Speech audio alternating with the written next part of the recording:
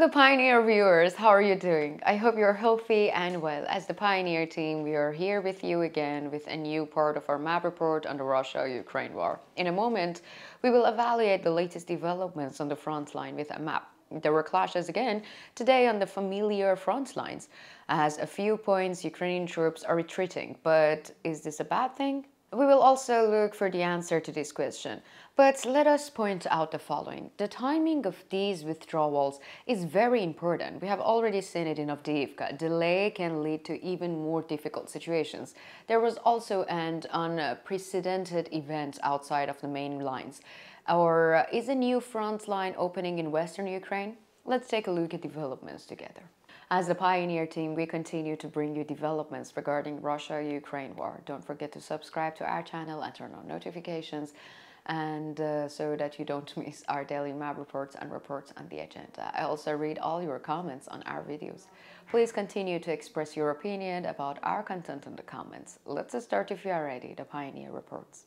Let's start with the latest developments on the Zaporizhzhya front line. According to reports, the activity here is quite high.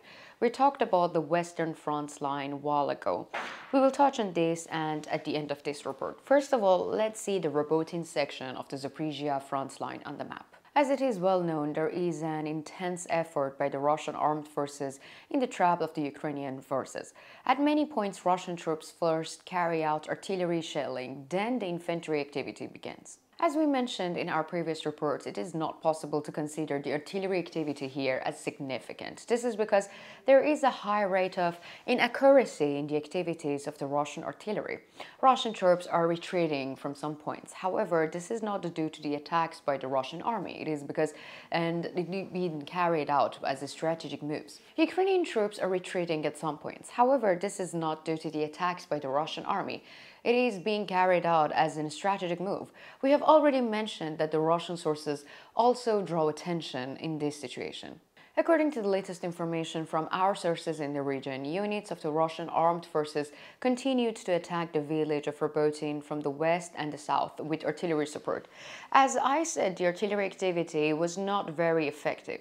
There were no border changes in the area today, and the Ukrainian armed forces continue to hold their positions. We have talked a lot about the artillery activity. Let's talk about the target area. According to the latest reports, the Russian army's artillery activity today was limited to Robotyne and Avdiivka. In contrast, artillery units of the Ukrainian armed forces shelled Russian troops in Kopani, Novoprokopivka and Verbov. Let's continue by analyzing the latest situation on the Donetsk front line. According to the latest reports, on the Donetsk front line, units of the Russian armed forces were active along the entire borderline. We can see that the Russian forces here, after shelling Ukrainian positions with the long-range weapons, went on the offensive in the Avdiivka and the eastern outskirts of the town of Krasnogorovka in the Nevelsky and Permovskoye area. Quite a large area. The shelling was also very heavy, but despite this, there was no change in the borderline. We're talking about a large area that was affected by a very heavy shelling, and the fact that the Russian armed forces still haven't made any progress here shows that this resistance of the Ukrainian armed forces is still very strong. Of course, there are also areas where the Russian troops are advancing. According to the latest report, similar actions by units of the Russian armed forces west of Avdiivka led to an advance in Tunekoe. Here, there is a rather thin line for the Ukrainian army. This line is thin but not yet broken. We don't expect it to be broken for some time. In the north, after artillery shelling, units of the Russian armed forces took control of the village of Lastochkin and interned Orlovka.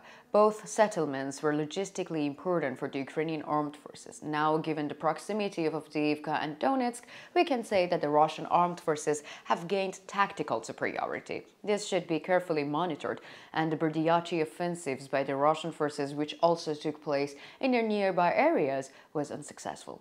Let's continue by analyzing the latest developments on the Bakhmut front line. According to the latest reports, on the Bakhmut front line, the Russian armed forces continued their offensives on the hills northwest of Klishchiivka. There is something really incomprehensible here. The Russian army has been attacking these hills for about 5 months. In fact, we can say that the attacks here have been going on since the first day when the Ukrainian army established its dominance in the region. This is exactly what is difficult to understand. The Russian army cannot advance here, but they have lost large amounts of ammunition and troops in this area.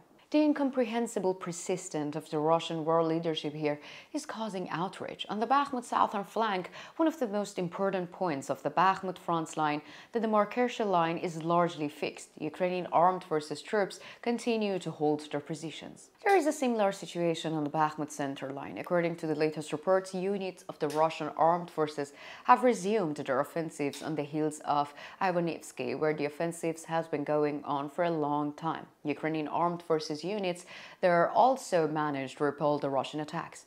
According to reports, the demarcation line between the two armies is still fixed.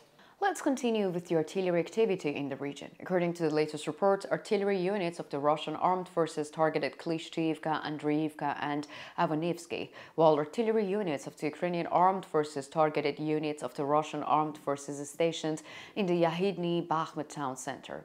Allow me to continue with the latest developments on the Luhansk front line. According to reports, units of the Russian armed forces, backed by long-range weapons, launch an offensive near Terny.